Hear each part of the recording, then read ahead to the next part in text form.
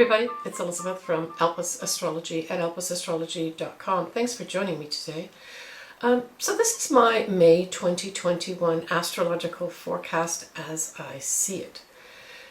So May is marked by our first eclipse, so it's the start of the eclipse season, by a Sagittarius total full moon. And then we've got a new moon in Taurus. We've got a Mercury Retrograde in Gemini, and Pluto and Saturn go retrograde, and Jupiter goes into Pisces for a short while. Wow.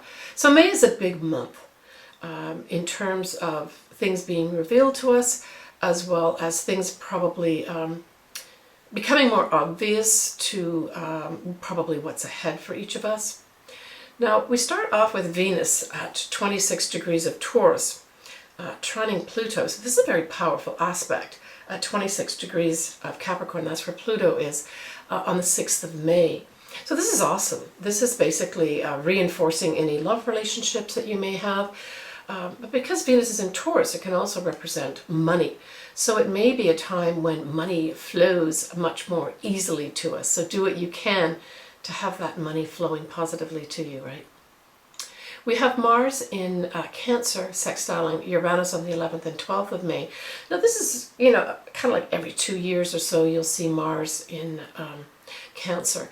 And so this really speaks to a number of things. It says we want to seek out more security and safety, just generally speaking.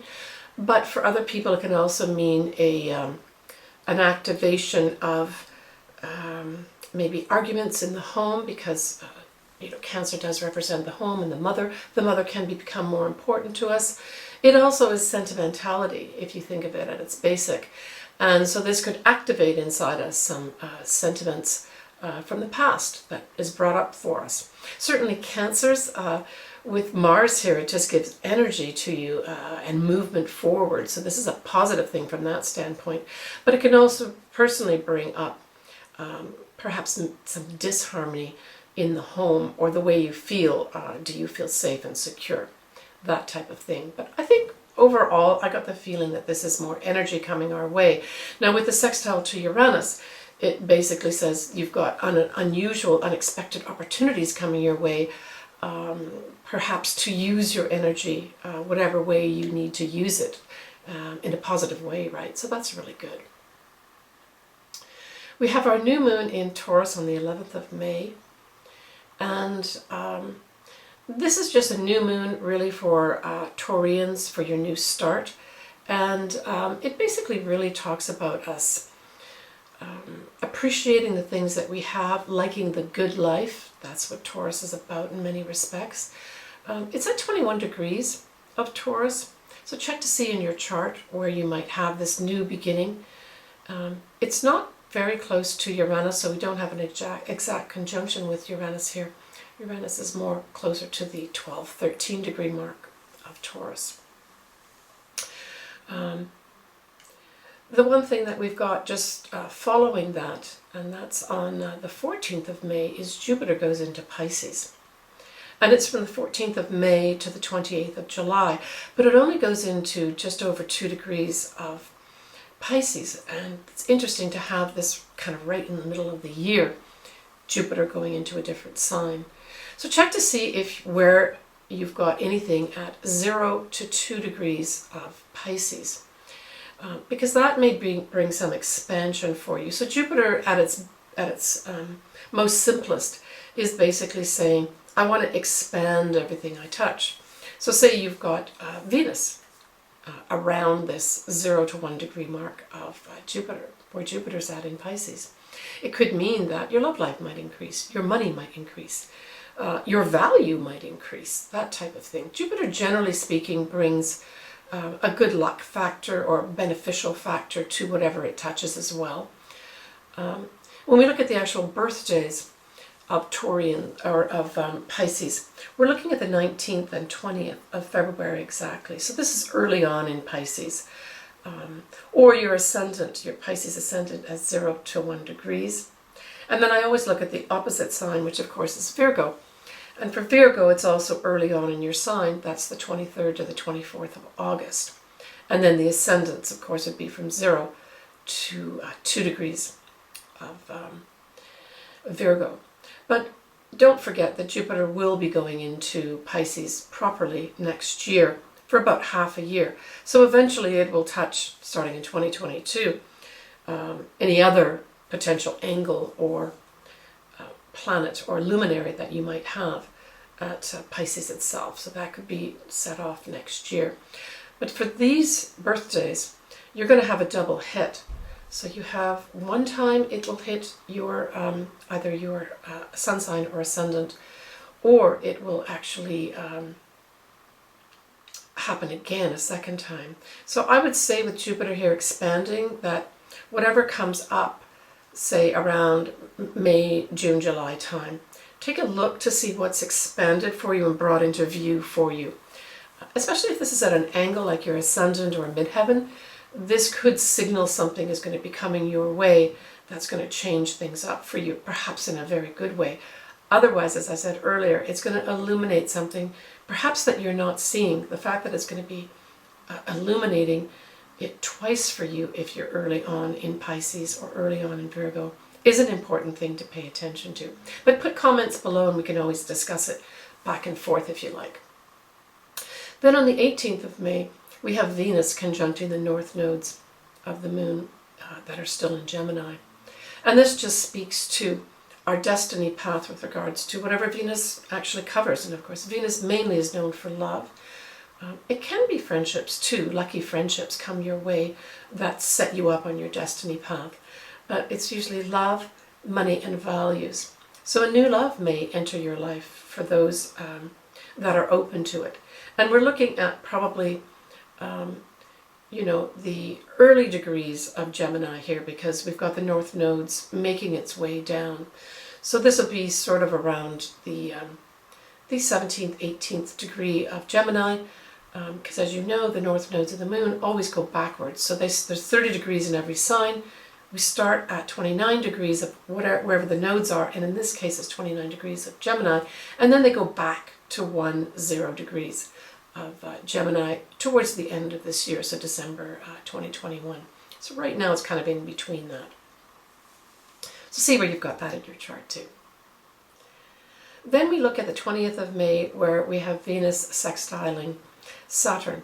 So this, I thought initially, was us stabilizing our money. Now in the world markets, we may see some stabilization with regards to the money markets for the time being.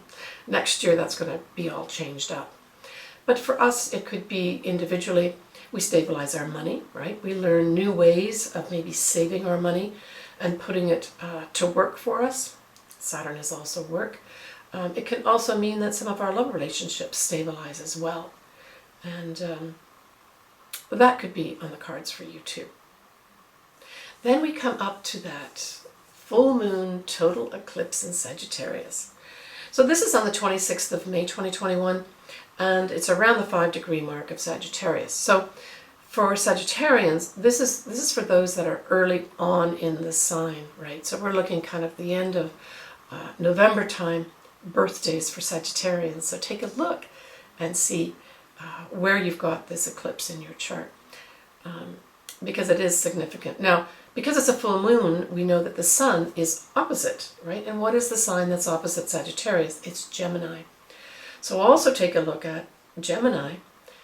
Do you have your own sun at 5 degrees of Gemini or 5 degrees of Sagittarius? Because this could be an important big change up. And if it does aspect you, a luminary or a planet, especially if it's your sun or ascendant or your midheaven, this could be a significant 6-month period for you, where things may end, but they may also begin. That's the thing about eclipses, that they're wild cards.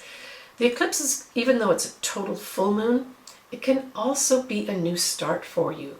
That's how eclipses work. But generally speaking, full moons tend to bring things to a culmination. And this is on the 26th of May at 4:14 a.m. Pacific Daylight Time.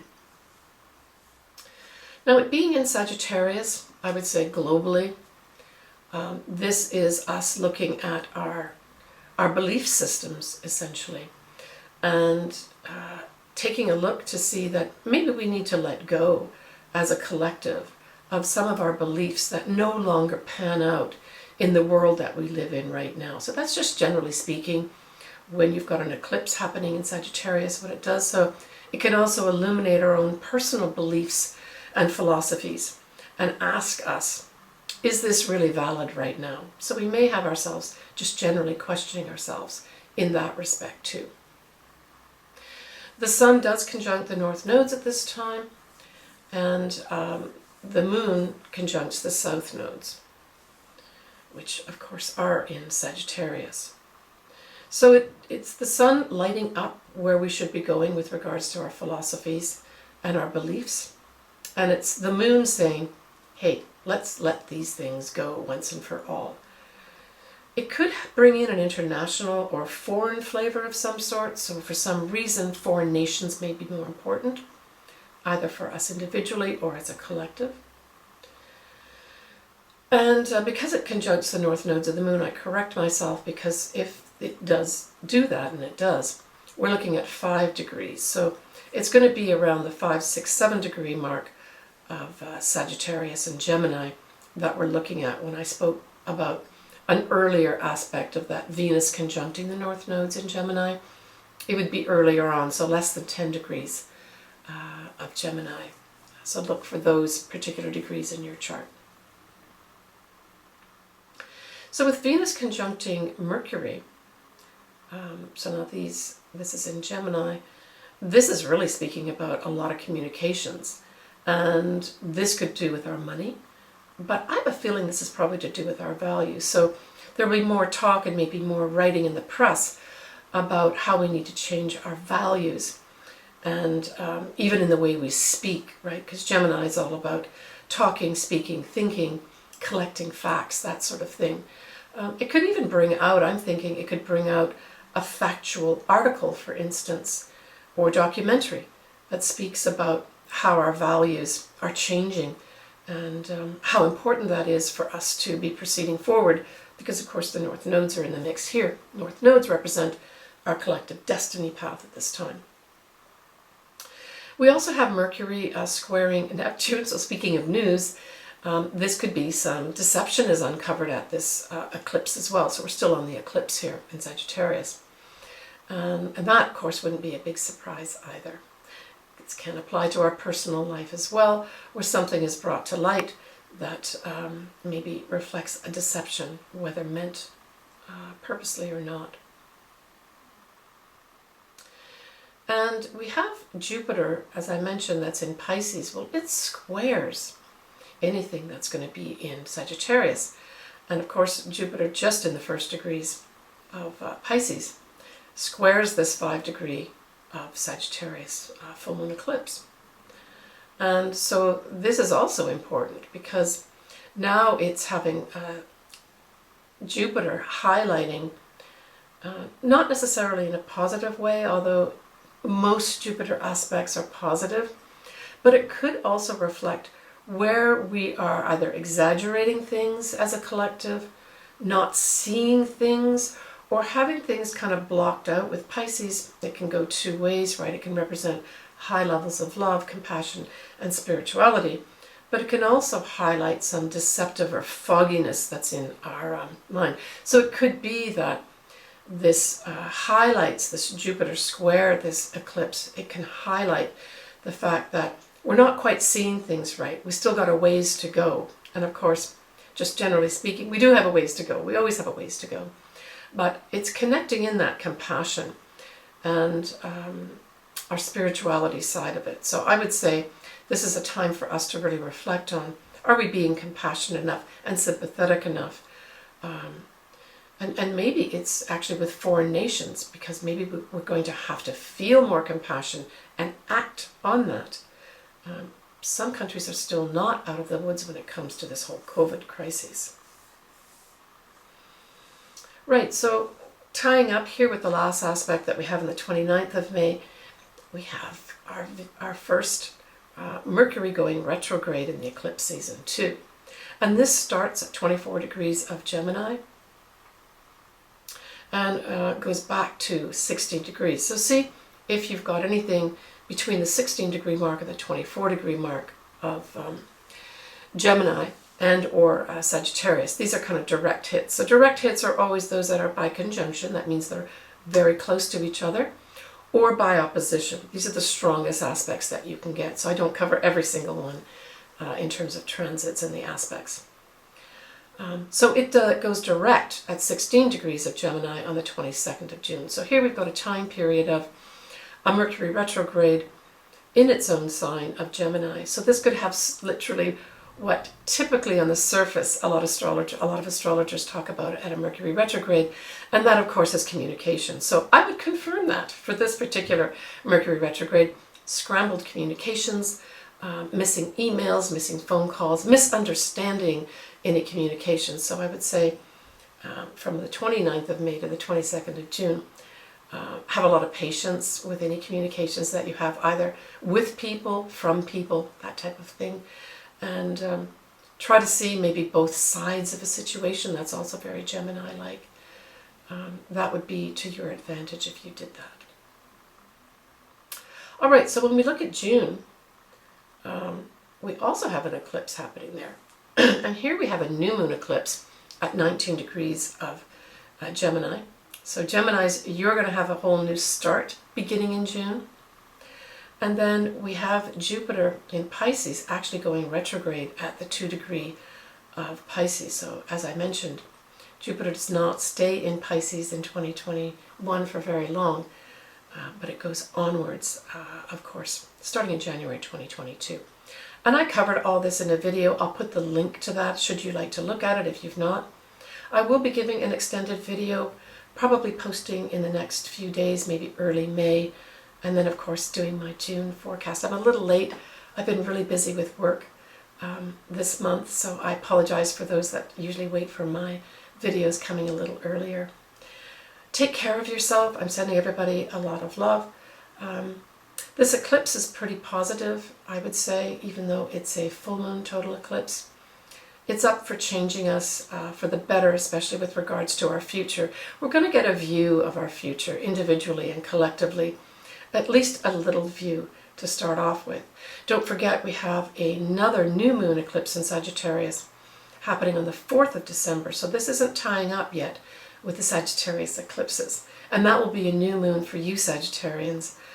It happens kind of in the middle of the sign, so I would say it's pretty well going to affect everybody, every Sagittarian out there, but especially for those born in the middle of the sign.